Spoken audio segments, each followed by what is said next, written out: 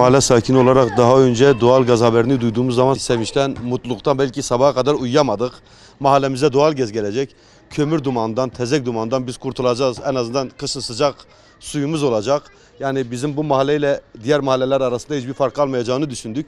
Bu şekilde olabileceğini düşünseydik vallahi biz kazma bile vurmalarına belki müsaade bile etmezdik yani. Bayağı bir zamandır burayı yapmışlar.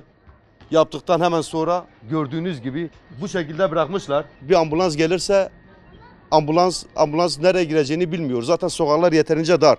Ambulans, itfaiyeye zaten yer kalmıyor.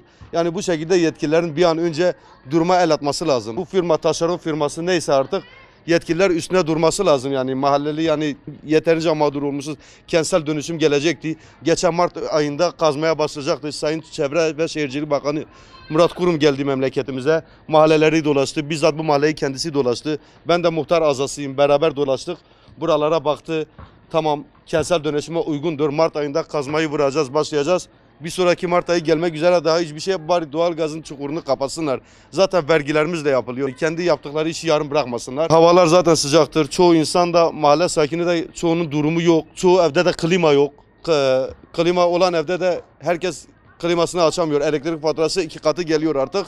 Ona rağmen biz camı açmaya çalışıyoruz diyoruz. En azından Allah'ın havası gelsin bize, o da yok yani tozdan dumandan camı da açamıyor. Yani gerçekten çok mağdur olmuşuz. Bu halk çok perişandır. Allah rızası için yetkililer de buna bir el atsınlar abicim. Dixwaze veri temiz kin. Veri hani ki zarun nikan her nava ve tozu dumanı da pencere me girtine.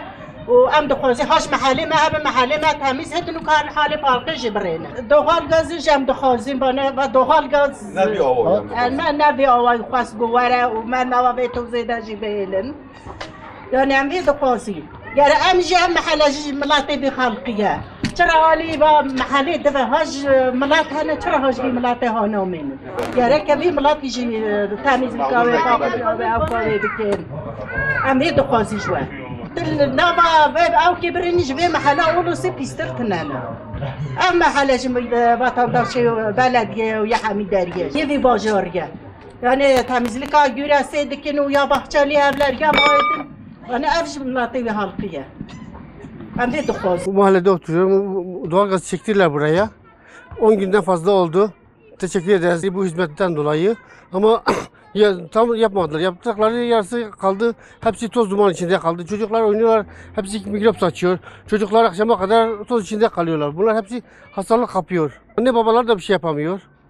Bir değil, iki değil. Akşama kadar çocuğu evde tutamaz ki. Bir gün, 2 gün değil. Hep böyle. Yöneticilerin buna bir an önce el atmaları, bunlara göz kulak olmaları, acaba yaptıkları işin aslında uygun yapılıp yapılmadığını bakmaları lazım. Acaba kalitesi ne durumda bu yaptıkları hizmetlerin?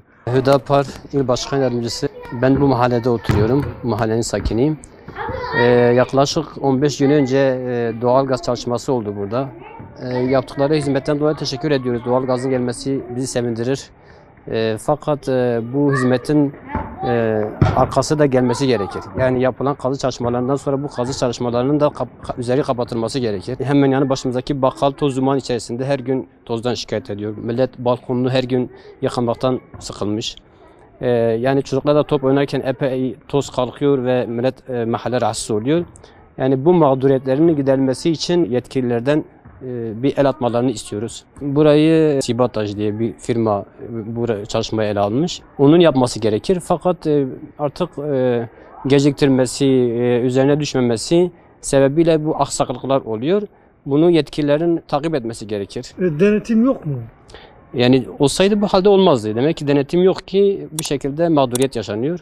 Bu mağduriyetin giderilmesini istiyoruz.